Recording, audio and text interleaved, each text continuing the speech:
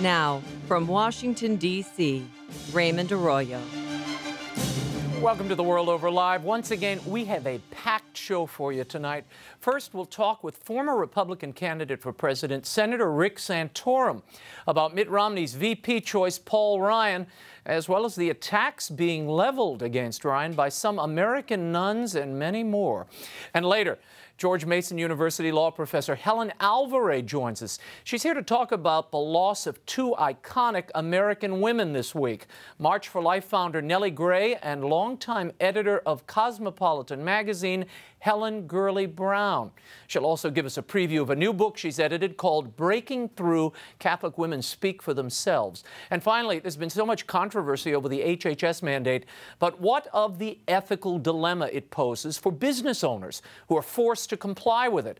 What are the options, ethically speaking, for employers and individuals who conscientiously object to the rule? Father Tad PACHOLCZYK of the National Catholic Bioethics Center is here to discuss. As usual, I want you to be part of the program, so get your calls and emails in now. The number, 1-800-221-9460 in the U.S.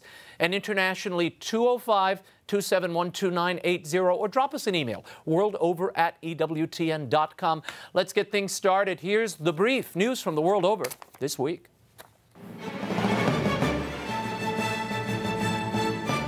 The big political news of the week was Republican presidential candidate Mitt Romney unveiling his running mate, outspoken budget hawk and pro-life Catholic Congressman Paul Ryan. He is Romney's VP pick. The Wisconsin native is the second Catholic vice presidential candidate ever to run on the Republican ticket. And this is the first election where a Catholic will be on the presidential ticket for both of the major political parties. During his introduction of Ryan as his VP candidate in Virginia on Saturday, Romney praised Ryan for his leadership, which begins with character and values. He described Ryan as a, quote, faithful Catholic who believes in the worth and dignity of every human life. At a Wisconsin homecoming on Sunday, Ryan spoke for the ticket. So here's our choice. Do we want that opportunity society with a safety net, the land of upward mobility, where people can make the most of their lives, where they can get ahead? Or do we want to go down the path of debt, doubt, and despair? Do we want to copy Europe? No. It's going to take leadership. It's going to take courage. It's going to take another election, just like we had in 2010, to get this right. And when we do, we will look back at this moment in 2013 as the day our generation fixed it, so the American idea was turned back on and our children had a brighter future. More on the Ryan selection and how it will likely affect the race and the Catholic vote later in the show. And staying with presidential politics, New York Cardinal Timothy Dolan this week acknowledged, defended, and apologized for inviting President Barack Obama to the Al Smith Dinner, the Archdiocesan's charity gala featuring the presidential candidates of both major parties.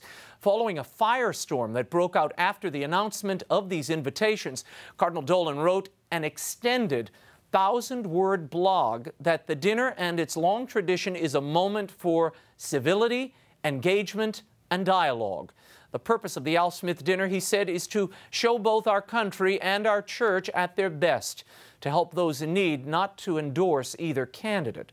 Cardinal Dolan also rejected criticism that the Obama invite indicated a slackening in the vigorous promotion of the church's values, namely the defense of human dignity, fragile life, and religious freedom.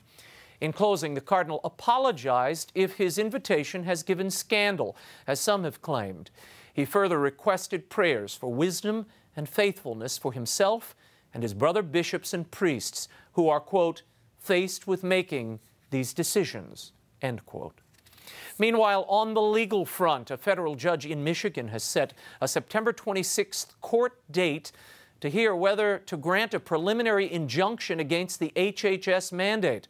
The Catholic Business Leaders Association Legatus and an Ann Arbor-based company filed the lawsuit back in May on the grounds that it violates clear conscience, or the violations of conscience rather, on those who morally object to abortion and contraception. The Obama administration has said it would not enforce the HHS regulations against plaintiffs prior to January 1st of the new year. And here in Washington on Wednesday, a gunman walked into the headquarters of the Family Research Council and opened fire, apparently to protest the group's public policy stances. A security guard was shot in the arm before he wrestled 28-year-old Floyd Lee Corkins II to the ground. According to reports, Corkins made negative comments about the Family Research Council's work during the altercation. The Family Research Council is a public policy group that advocates, among other things, traditional marriage, the dignity of human life, and religious freedom. Corkins had been a volunteer at a D.C.-based lesbian, gay, transgender, bisexual activist organization. Fox News reported that Corkins was posing as an intern at the Family Research Council, and on the day of the shooting was toting a Chick-fil-A bag. Brian Brown of the National Organization for Marriage said the attack is the clearest sign we've seen, quote, that labeling pro-marriage groups as hateful must end, end quote. The security guard, Leo Johnson, was in stable condition at an area hospital. At least 40 gay and lesbian groups have condemned the violence. And the Vatican announced this week that Paolo Gabriele, the Pope's personal valet, has been formally indicted for aggravated theft in connection with the release of confidential papal documents, popularly known as the VatiLeaks scandal.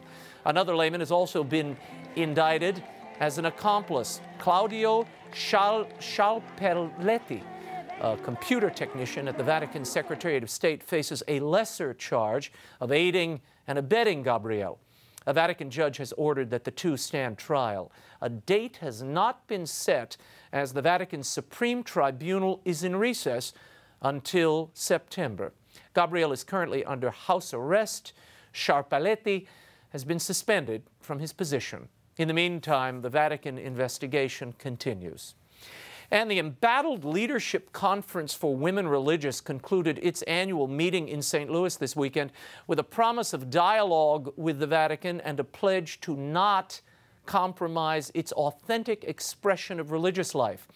The announcement comes nearly 4 months after the Congregation for the Doctrine of Faith released its assessment of the organization, which represents the majority of American sisters in the United States. It calls for the renewal of the group. Archbishop Peter Sartain of Seattle was appointed to head up the renewal initiative. The LCWR statement read in part that it would conduct its conversation, quote, from a stance of deep prayer that values mutual respect, careful listening, and open dialogue. The officers will proceed with these discussions as long as possible, but will reconsider if LCWR is forced to compromise the integrity of its mission. More about this later in the show. This week saw the passing of two Catholic women and pioneers in their own rights. Broadway actress Joan Roberts, who created the lead role of Laurie in the original 1943 production of Rodgers and Hammerstein's Oklahoma, the great landmark musical, died on Monday of congestive heart failure. Ms. Roberts was 95. Her distinctive soprano launched the golden age of the American musical. She returned to Broadway in 2001 in a revival of Stephen Sondheim's Follies. Roberts, who was the last living original cast member of Oklahoma, is seen here with her co-star Celeste Holm, who died earlier this year. Roberts' funeral will be held at St. Agnes Cathedral in Rockville Center, New York, on Friday. She was a fan of the network and of this show, and I've always been a fan of hers. May Joan Roberts rest in peace. And the pro-life community is mourning the death of Nellie Gray, founder of the annual March for Life. Gray was found dead in her Washington, D.C. home on Monday. She was 86, a native of Texas and a convert to Catholicism. Nellie Gray was an attorney and a World War II veteran who organized the original March for Life back in 1974, and every one since. Despite the frigid January weather, the annual protest of the Roe v. Wade decision has brought millions of pro-life activists to the nation's capital over the years. It is the largest march annually. Nellie Gray said the march was based around what she called essential life principles. An individual human life begins at fertilization. There must be equal care for both the born and preborn human beings in existence at fertilization.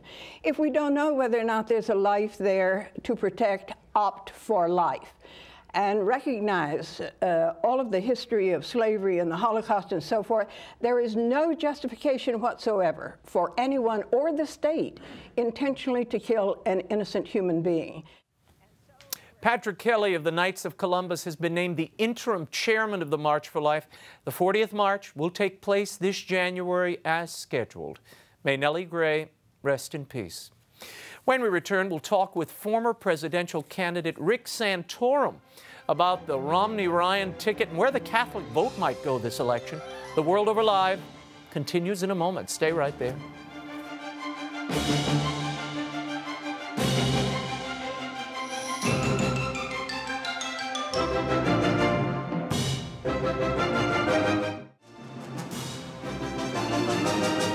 Now, once again, Raymond Arroyo.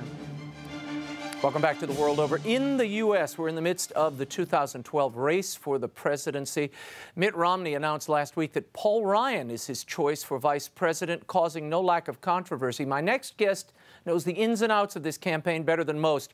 He is the former senator from Pennsylvania, as well as a former candidate for president of the U.S. himself, here to talk about the state of the campaign, as well as his new grassroots online community, Patriot Voices, is Senator Rick Santorum. Rick, thanks for coming back. Thank you, Raymond. Good to be with you. Let's talk for a moment about this pick. There were a lot of people saying it would be Rob Portman or Tim Pawlenty, a quieter, gentler Midwesterner, or Marco Rubio.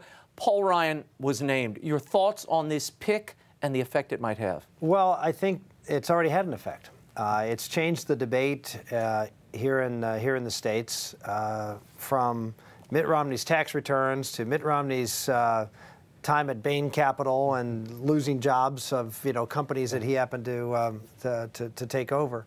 And now we're talking about Medicare and economic growth and tax policy and Social Security, and we're talking about the important issues of this campaign. Mm-hmm. And I don't think, as much as the Obama folks seem to be excited that they have Paul Ryan's budget to beat up on, mm-hmm. we're now talking about substance. And when we talk about substance, this has not been a good 4 years under Barack Obama, substantively. It hasn't been a good 4 years for the economy. It hasn't been a good 4 years for the federal deficit. It hasn't been a good 4 years for our culture. Mm-hmm. And we start talking about those things and talk about his record and what he wants to do versus what Governor Romney and Paul Ryan want to do. We're going to win this election. Yeah. I want to play a bite. This is Paul Ryan inviting this conversation about Medicare. Listen.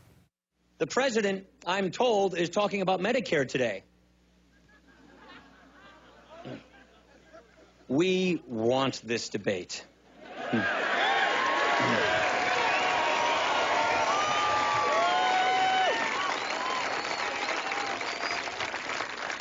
We need this debate, and we will win this debate.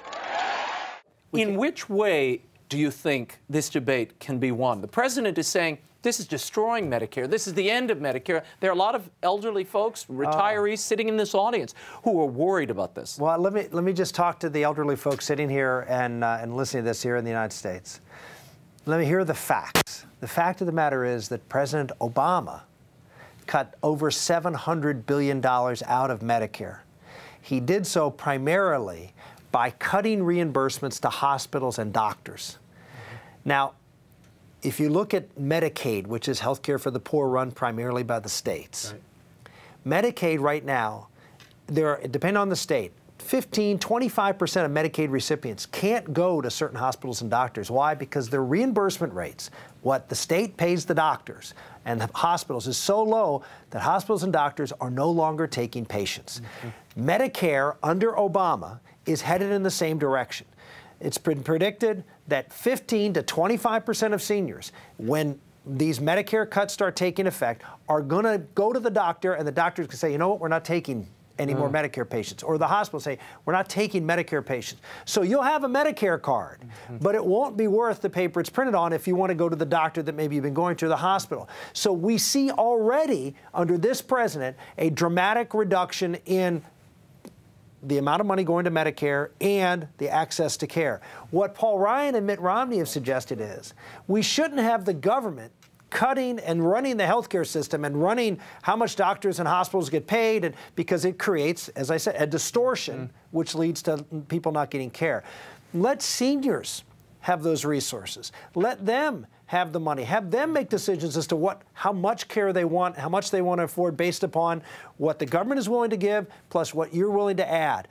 That is, one final point, exactly how the Medicare prescription drug program works. The Medicare prescription drug program is the model that Paul Ryan has used to build a broader Medicare reform. The Medicare prescription drug program is a very popular program. It's just as popular as the Medicare program overall. And number two, it has come in 40% under budget. Between last year and this year, no increase in premiums. Why? Because it says we trust individuals and families to make these decisions on how to allocate resources, not the government. And that's the argument I think we want to have. And you think that argument's going to break through? With all the demagoguery you see going on and the fear that's being loosed in the senior community? I'll make it simple. President Obama has already cut $750 billion out of Medicare. Romney and Ryan want to put it back and give those resources to individuals and have them, like they did under prescription drugs, have them drive savings through competition in the system. And we haven't even talked about that independent advisory board that the point... Well, they're the ones who are going to do the cutting. They're the ones. This independent advisory board is 15. It's a 15-member independent board that has no oversight from the Congress, no oversight by the president. And what this board is tasked to do is to get to this, is to save money to get to this 750. By any means necessary. Well, no, it's not. That's the point. The only way they can do it under the law is to cut doctors and hospitals' reimbursements. And if you have a doctor who's seen a lot of Medicare patients, and I'm sure in many cases, you know, seniors live in large communities where have high populations of Medicare recipients. A lot of doctors are going to simply say, you know, I can only take so many because I'm losing money on those patients, and therefore I have to take private pay patients which you think will lead to rationing, no refusal of care, that sort of thing for the elderly. Absolutely. What will happen is there'll be a hysteria among seniors as they start getting denied care from their hospitals and doctors, and you know there'll be obviously storming here, but there'll be no money. There's no money here. We're running trillion-dollar deficits. There's no money to put back. Throughout this campaign season, you were a candidate that really ignited so much passion in the Catholic community. Paul Ryan has now been appointed the VP in this race. What impact do you think he will have in those swing states, states that we saw a lot of enthusiasm for Rick Santorum? Can he tap into that? Will he? I'm talking about Iowa, your home state of Pennsylvania, Ohio, where you were this week. Yeah. What will be the impact? Well, I can tell you in Northeast Ohio, which is, you know, a lot like Western Pennsylvania, I did some campaign stops, went to the Feast of the Assumption at the Holy Rosary Parish in Little Italy in Cleveland. It was wonderful, and did the procession of the Virgin Mary statue around the neighborhood. It was great. And all people talked to me about was Paul Ryan, not Mitt Romney, and how excited they were, how they felt like this was Governor Romney's, you know, connecting with them. And so I'm actually very encouraged by it. I think Paul, you know, is solid, and is a solid Catholic, and someone who I think can, you know, understand and speak the language. And there is a language, and I think he understands that language very well, and I think he'll connect well with those communities. Now, you have Sister Simone Campbell of Network, who's been, I think her primary mission now is making the rounds of talk shows. She's the unpaid chaplain of some of these talk shows. She's been making the case, and her Network nuns, who have incidentally been called out by the Vatican for their activities, but we'll leave that aside for the moment, okay? They've been criticized by the Vatican. Well, the Vatican doesn't teach what the Church teaches, you know that. No, that's right. She does. She does. Well, apparently she is now saying, Paul Ryan, and she's not the only voice saying it. Father Tom Reese was on MSNBC saying it this week, and other Catholic individuals who are reflecting or reflective of the faith. They're claiming the Ryan budget and Ryan's viewpoint does not comport with Catholic social teaching. You would say what? I would say that they need to read a whole bunch of papal encyclicals going back to Pope Leo's papal encyclical on the issue of subsidiarity. And it is not the role of the federal government to provide for name it.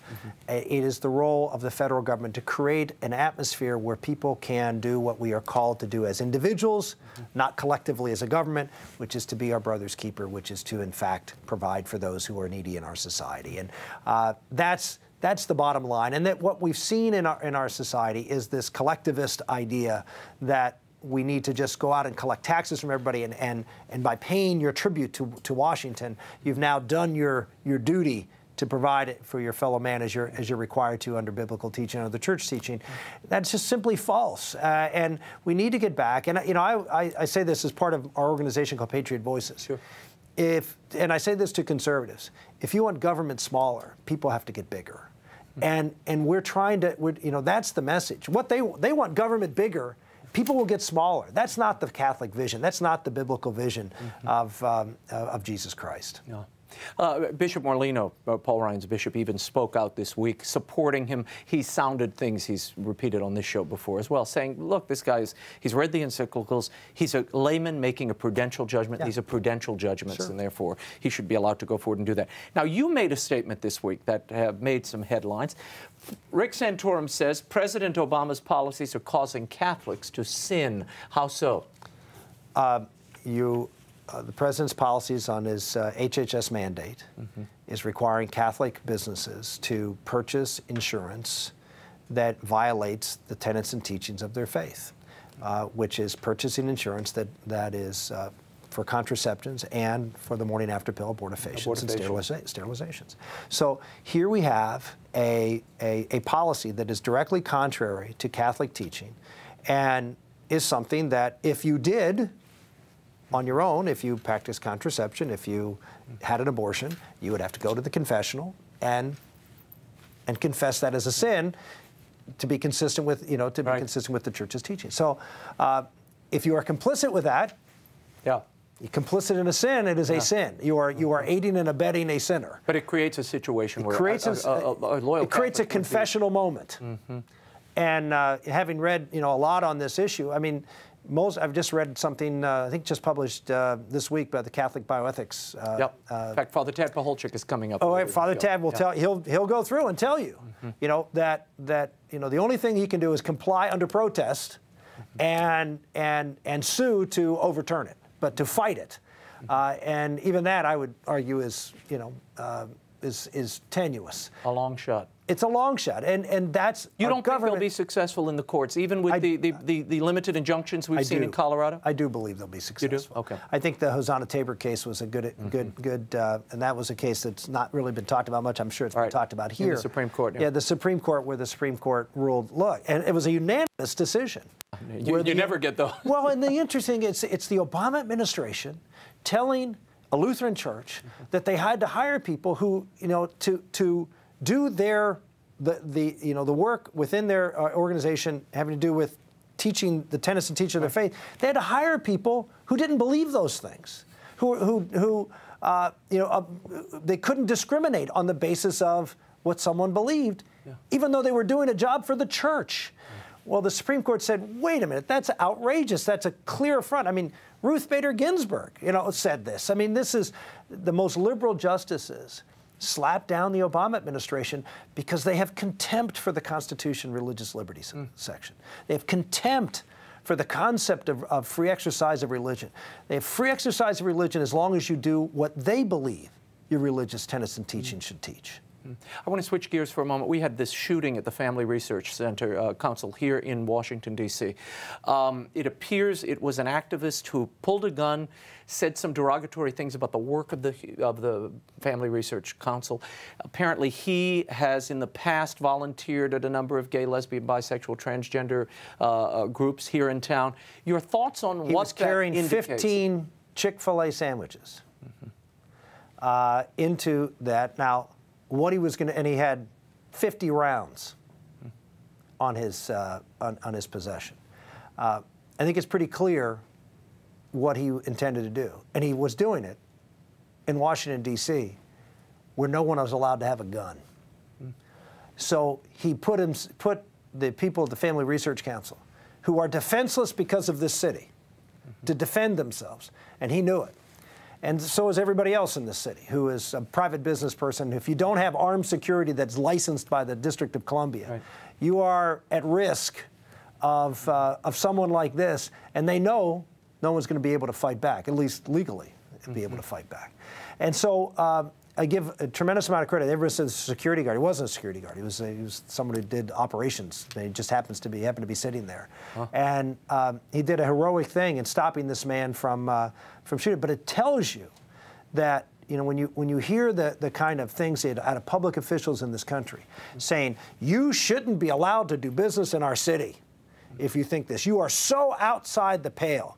We are going to put you in the classification of bigots and racists and the worst elements of society. So you can't even operate a legitimate business because you are illegitimate. You set a tone, and you set a tone that I think is obviously is a very dangerous one. Let's talk about it for a moment. You have been given a slot at the Republican National Convention coming up in a week. Any preview of that speech you can give us? As the folks who worked on my campaign will tell you, I'm not very good at long planned out speeches. I tend to say a lot of prayer to the Holy Spirit before I get up there and do my best. I have to do a little better than that because they want something to approve beforehand. But I'm praying about it right now as to what message we need to send and how to do that. And so I would encourage everybody to pray for me, and that we'll be so inspired to deliver a message that's important for our country. Okay, we'll be watching. Final question, tell me about Patriot Voices. What is it? How does it operate? It's an organization we set up after we got out of the campaign. We thought we couldn't just walk away. This election and what's going on in our culture is too important. So we decided to call it Patriot Voices because I kept hearing as I campaigned across the country, people saying, you're giving voice to the things that nobody in public life is saying. You're talking about the family. You're talking about, your faith. You're talking about the role of God in our country. You're talking about the role of hardworking people in manufacturing and folks who are sort of left behind by both parties. And so we decided that those patriots needed a voice. And so we called it Patriot Voices, and we've asked people to join online. We're going to be launching the website live. It's just sort of a splash page right now, but that'll be launched at the convention. We're going to have a documentary that we're previewing at the convention. I've got a book coming out in October. All focused around, frankly, the basic values and virtues of our society that are necessary for us to be a free people going forward. And hopefully that will inspire some to action between now and November and, frankly, beyond. Very good. Rick Santorum, thank you for being with us. For more on Rick Santorum's work and his online community, Patriot Voices, you can go to patriotvoices.com. Up next, women are being targeted in this election season as never before, and two iconic American women, Helen Brown of Cosmo and Nellie Gray, died this past week. Law professor and pro-life advocate Helen Alvare puts their lives in context and tells us about her new book, Breaking Through in the World Over Live. Continues. Stay right there.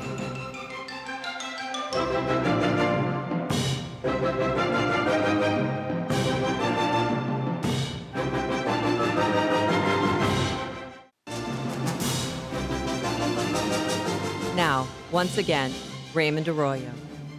Welcome back to The World Over Live. My next guest is an associate professor of law at George Mason University and has previously served as the U.S. Bishop's at the U.S. Bishop's Pro-Life Secretariat.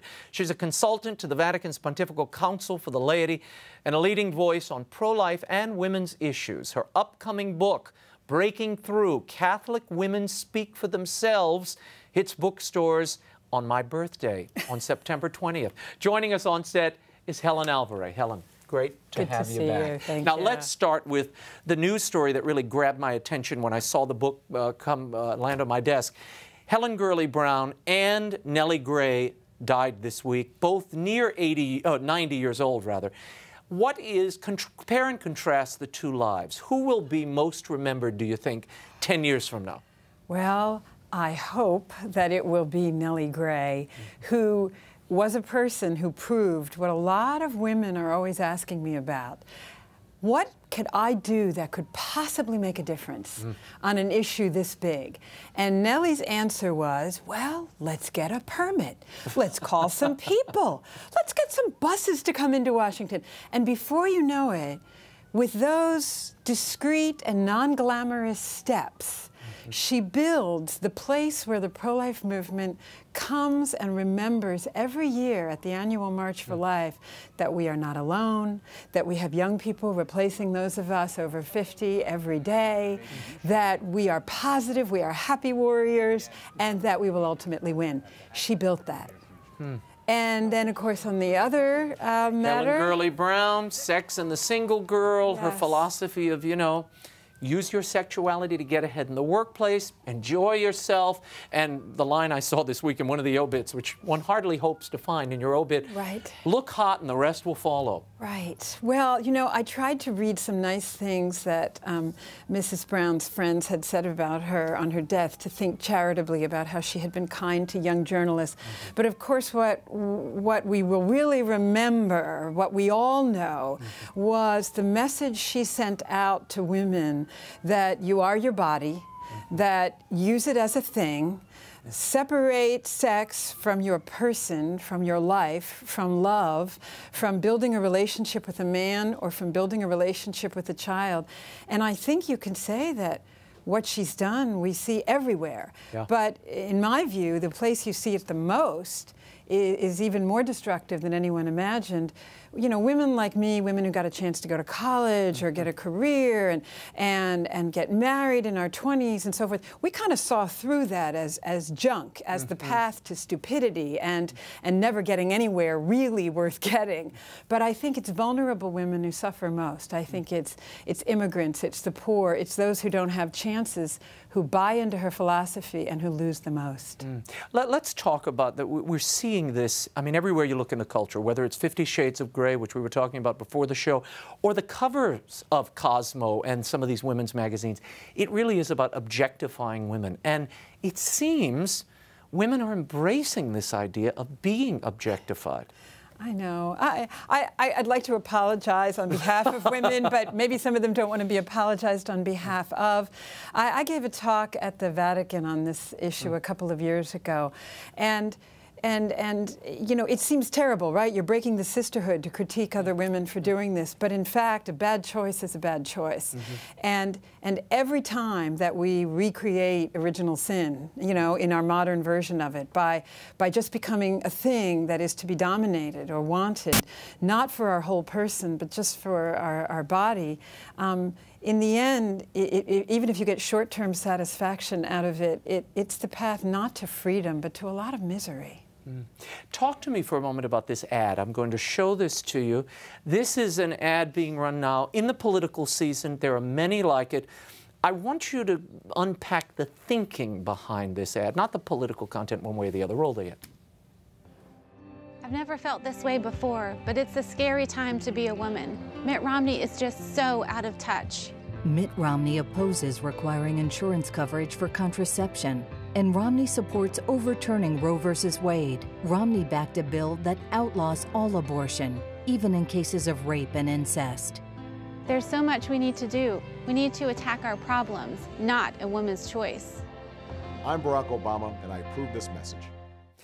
What's happening there? What's the mindset that this is playing into among women? Right. It's the same mindset we've seen in the movement for abortion from the 80s and 90s in particular. I am not free unless it is possible for, and the very first thing they state, it's not, I'm poor, I can't get an education, I can't find a job, I can't find a good marriage that's stable, I'm not able to become a mother. It's none of the things that actually are markers of happiness and freedom in the average woman's life. It's, I'm not free and I'm scared because the government won't buy me something that's available everywhere in the country. Which thing will make sure that I can have sex without maybe any kind of commitment from the man and definitely without a child? And I'm not free unless I can have sex without relationship, either relationship with another man or a relationship with a child. To note contraception and abortion first, and government supplied as the sine qua non, the main thing about women's freedom is to suggest a view of women that is incredibly sexist and says basically if you're not just like a man, sex without children, and if you don't want to be promiscuous, then you're not free. I think that will fit into some grooves of people who already have bought into that kind of feminism. But the average woman will be going, huh? Why isn't this about jobs or education or taking care of my family? I want to talk about your new book. It's called Breaking Through: Catholic Women Speak for Themselves. Now, did someone steal their voice before this? Yes. What happened? I don't know if you remember in February when they had the first hearing in Congress in response to the contraception and abortion mandate that ad was about. The claim was, where are the women? The first panel had all men. The second panel had some women on it.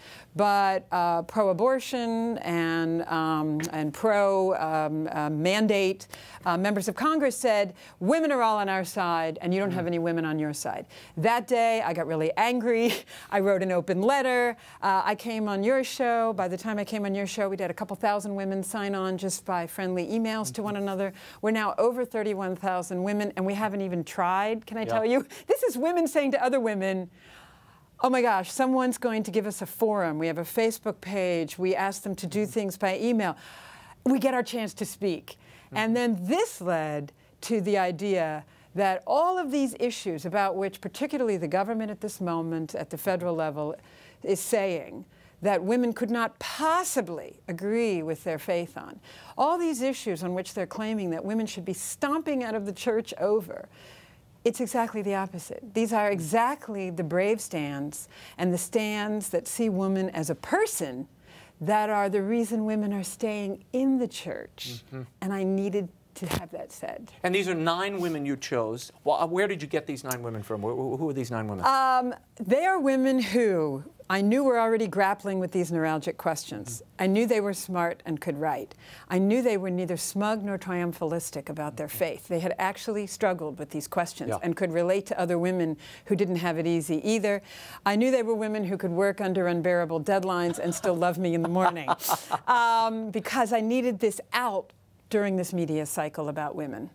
And so I knew some of them through their writing. I had known some of them professionally, some of them personally, and got this going in a huge hurry. Tell me, in the book you write about the disconnect, the separation of sex and babies, and how toxic that can be to a culture, and particularly to women.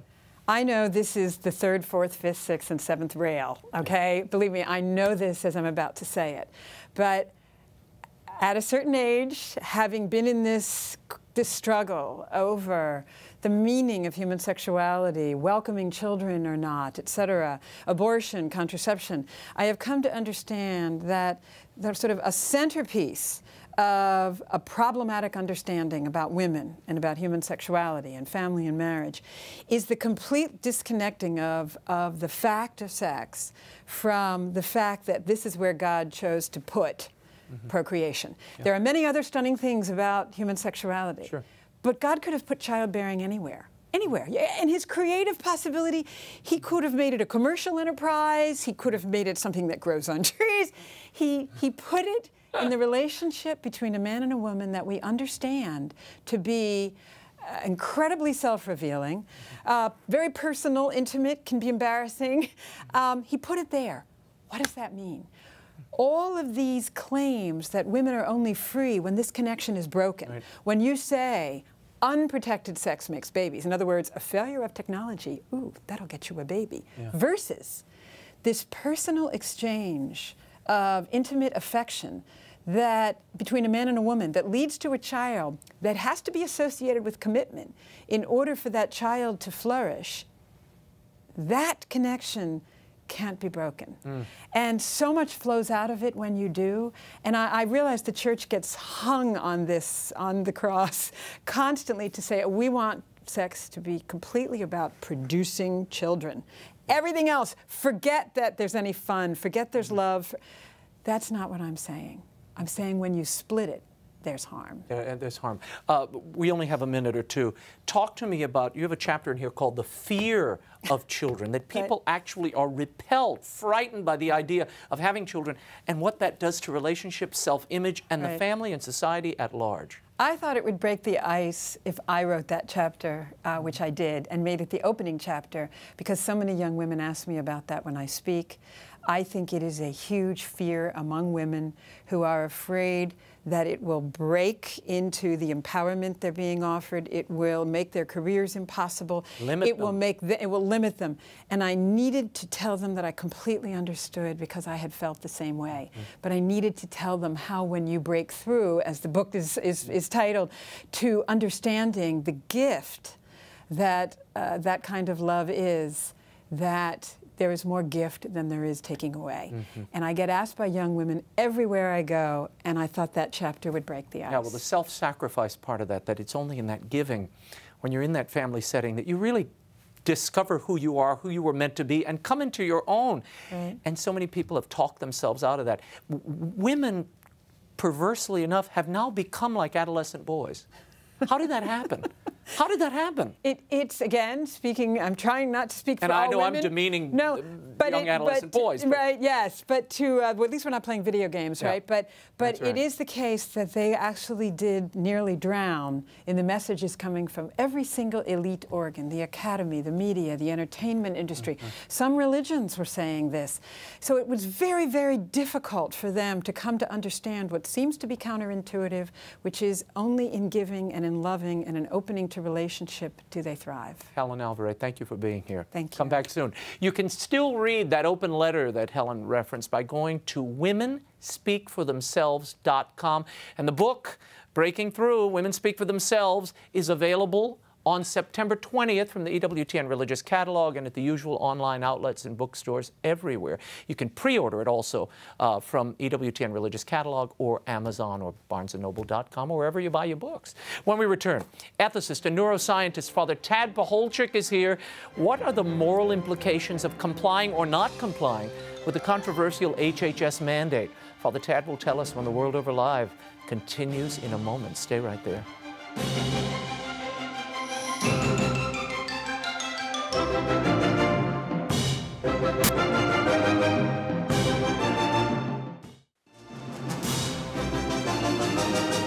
Now, once again, Raymond Arroyo. Welcome back to The World Over Live. Recently, a federal judge in Colorado blocked the HHS contraceptive and abortifacient mandate from taking effect for at least one Catholic-owned business. But what of the thousands of other businesses who conscientiously object to the mandate? What recourse do they have should they choose to opt out? Ethically, what are their options when faced with the choice of following conscience versus obeying what many consider an unjust law? My next guest is here to unpack it all for us. He's Director of Education at the National Catholic Bioethics Center, a neuroscientist and one of the foremost experts in the world on bioethics, Father Tad PACHOLCZYK. Welcome back to the show. Great to be with you. Father Tad. Let's start with the various levels of cooperation. Look, lay people like me don't understand. What is the difference between formal, remote cooperation and what's the other one? And material cooperation? Well, there's two big categories. There's formal and there's material. Formal cooperation means that you're providing a consent. You have some agreement with a principal agent who's doing something that's wrong. Material cooperation, on the other hand, means that you don't share that intention, but you're providing some other needed aspect for the principal agent to do their dastardly deed, whatever the evil might be that they're doing. So you're cooperating with them doing it, but in a more distant fashion, certainly not with your will, but under protest. Now, but people are really individuals and small businesses, even large businesses, that are Catholic-owned or Christian-owned. Anybody who might have a problem with this, they're really in a bind because they're stuck between their conscience and violating the law. I had an email earlier today that said, Gospel says, Brendan, to Caesar. What is Caesar's? You know, I agree. This is a very difficult thing. I've had people say to me, look, this is a foxhole where I'm willing to die. I'm going to, you know, just get out of insurance altogether here. Me and my family will take our chances, kind of thing. People have, you know, that radical view. Yeah. And so, I mean, this is part of the reason that our center looked at this question rather closely to ask, as a business owner, what can you do? Okay. What's allowable? Let's run through the options. First, providing morally non-objectionable insurance. So you provide a version of insurance for your employees that does not include contraceptives, abortifacients, or sterilization services. And you get incredibly penalized. $100 a day per employee. Per employee. So small business, 15 employees, you're talking, you know, $500,000 racking up in the short space of a few months. Now, a small business is not going to be able to absorb those kinds of costs. So it's not really an option to provide kind of clean insurance. Right. And you're not going to be able to find it because the insurance companies themselves are under the same mandate. They're going to be required to provide this. To make this available. Yeah, we looked at the possibility, could you go overseas and maybe, you know, get insurance from overseas that wouldn't be tainted in this way. Right. But if you do that, you're in the violation of the mandate itself, and the penalties accrue financially immediately. Wow. The next option is drop all coverage. You just say, you know, you're on your own. Well, drop all coverage, yes. Now here the difficulty is that we have this space of time, which is roughly a year, until the state exchanges kind of come online. So if you have people who are in your employ who have chronic conditions, diabetes, other things that they really are relying on the health care plan that you provide them with, and now you pull the rug out of from under them all of a sudden, they can't get insurance. There's this real question about what is the obligation of an employer towards his employees when the conditions are dire like that. So, but you know, if you don't have situations like that, you could potentially do this. And for example, if you are a university or a college and you make the decision to withdraw or to cease providing insurance, well, your students can probably stay on their parents' health care plans until the age of 26. So that would be a case where dropping insurance wouldn't have the kind of reverberations and repercussions. But even if you're there, even if you're on your parents' insurance, even if you go onto a government insurance policy, that dollar surcharge is still being pulled out, which goes into what is referred to lightly as an abortion kitty, a fund to pay for any abortions in your particular healthcare circle. Absolutely. The decision to drop coverage for your employees simply transfers the onus onto them, puts it onto their shoulders to then go out and try to find insurance, and they will not be able to find insurance that is not tainted in this way, that is not provide these problematic coverages that you just described. The second to last option you all considered is temporarily comply under protest. What does that mean, and is that really a viable possibility for these small businesses? Well, it might be. This is something that's going to require careful, what we call prudential judgments based on the circumstances. So you have a very small business, you know your employees well, you're convinced that if you do temporarily comply under protest, and you mentioned Hercules Industries that brought suits, you know, you're doing what you can to get out from under this unfair burden. You'd go ahead and do this. You could do it in such a way that the type of cooperation would be what we call, it would be material cooperation that is remote, mediate material cooperation, which means it would be allowable if there's a proportionate reason. And then your last consideration here was just willingly assent to the mandate, just given to the mandate, the government is asking me to do this, I have to do it if I'm going to stay in business. You could never do that. Never under any circumstances. Morally outside the lines. Absolutely outside the lines always, because then you are giving consent with your own will that another commit an evil, and you become a participant in that very evil in a direct and indefensible way. Okay. Never an option. So business owners Cannot are watching. do that. I'm getting some emails from them now. What is the best option for them if you're advising morally and ethically? There's not a way to generalize here. This is part of the problem. People would like a simple answer, and I'm going to always have to say, look, it depends on how big your business is, what is the composition of your employees, do you think there's a likelihood that if you provide this on a temporary basis, you know, comply with protest, that your employees would not avail themselves of these morally problematic coverages, and if so, then this might be an option for you. But if you're a really big corporation, this might not be an option. You might prefer to simply discontinue this so you aren't involved in any cooperation and allow the individual employees to then go out and hunt. But as Rick Santorum said earlier, then you're moving into the position where the government is requiring a Catholic or a Christian or anyone of conscience to sin under their moral code. Right, that's correct. But look, what part of the problem here may be also another vantage point to approach this is to say, if you're in a business and the business is providing all of this for you, a lot of people don't even know what their coverage includes. This is true today. You ask the average person, they're not sure about the details. All of a sudden, this gets transferred over them. They have to go out into the real world marketplace, find out what's going on, start protesting, start saying, look, what is the government doing here? This is something radically unjust that is taking place, and they're putting it right on my shoulders. Yeah. So that transfer is not necessarily a bad thing. I mean, if you're looking for a silver lining, so to speak. I have an email here I want to share with you. It says, would it be sinful for a non-working, retired or self-employed individual to purchase insurance which is mandated to cover abortion, etc., as one has no choice to tailor your own policy? If yes, what are their options? This comes from Roger. Well, I mean, the option of an individual purchasing this insurance, knowing that they themselves will not, use it for reimbursement for contraception, for abortion-inducing substances, for direct sterilizations, if there were no other options, and it appears that there are not likely to be, this may be the only approach that they have available. Do you believe that these... but let me just mention one other possibility, something that the Protestants have started to do.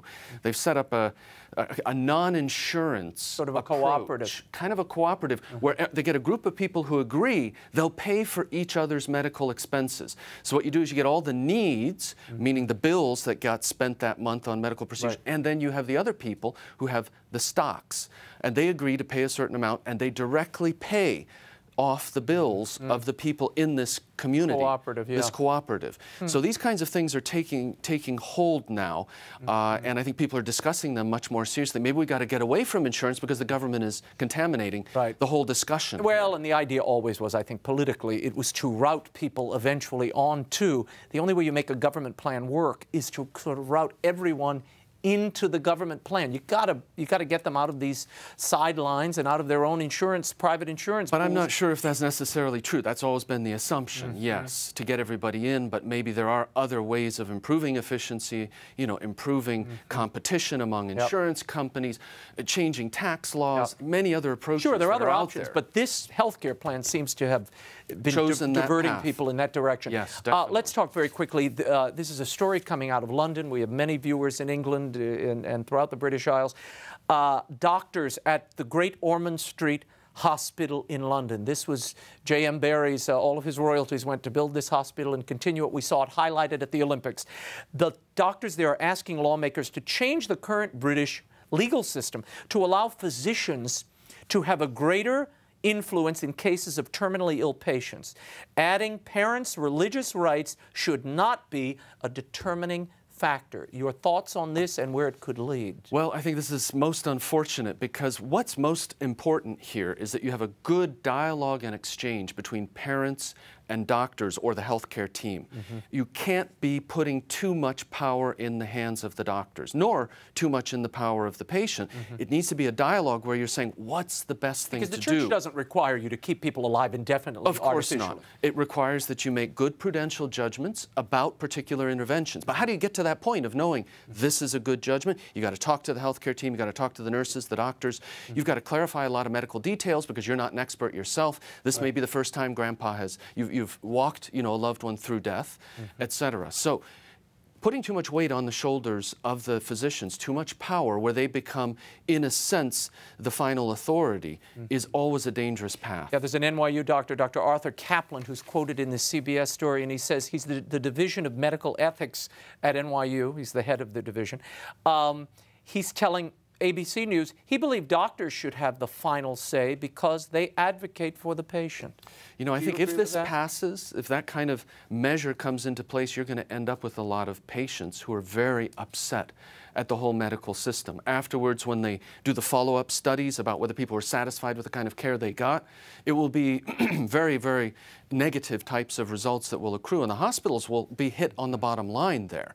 So this is important, just all around practically, so that dying is a positive experience for all of us, something that the family, benefits from, but that society benefits from as well. Father Tad PACHOLCZYK, thank you as always for being here. Pleasure to have you back on. Thank you. You can find more of Father Father Tad's work, I will link it on my Facebook page, and you can visit the National Catholic Bioethics Center website as well. They're located at ncbcenter.org, and we'll make that easy for you to find. That is all the time we have. Before we go, I want to send warm anniversary wishes to Mother Angelica. This week marked her 68th year in religious life. I hope you'll remember Mother in your prayers, and much love to your Reverend Mother. And a happy 7th birthday to my little Mariella. You're not allowed to get any older, honey. Next week, we'll bring you an exclusive interview with GOP presidential candidate Mitt Romney. We're also in contact with the Obama-Biden campaign, and we'll let you know what we hear from them. Stay tuned. The show continues on Facebook and Twitter. Go to RaymondArroyo.com. The Twitter and Facebook pages are linked on the left-hand side of the site. Like me on Facebook or follow me on Twitter at Raymond Arroyo.